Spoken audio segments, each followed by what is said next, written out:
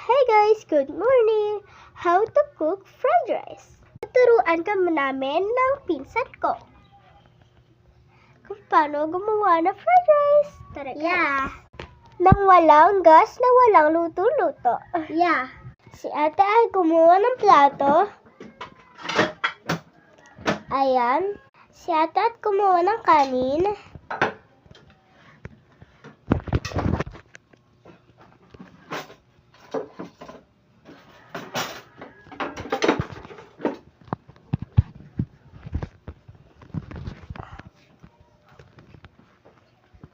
Tapos na ni ate lagyan ng kanin. Kaming dalawa kakain. Kumawa na si ate ng ingredient.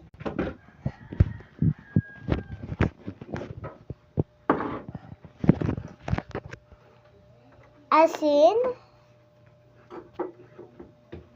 Honey. Pasensya na po, hindi po yun honey. Ayun po ay isang Suka. Suka tuloy. asin. Ay, yun. Mantika po. Sorry! Mga ingredients. Unting-unti na lang nilalagay na ingredient ni ate. Ayan na. Ayan, toyo at okay mga guys, maghugas muna ako ng kamay bago ko ihalo-halo yung kakainin namin.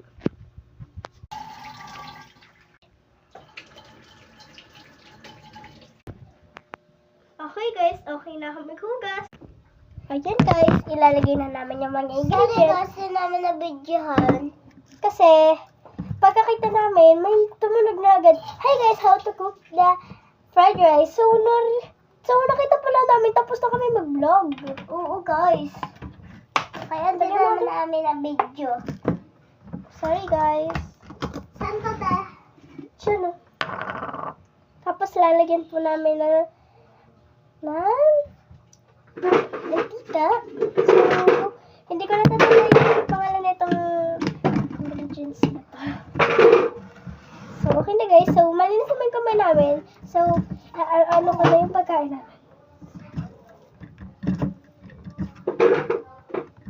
So, okay na guys. So, guys, lang po ako ng kamay.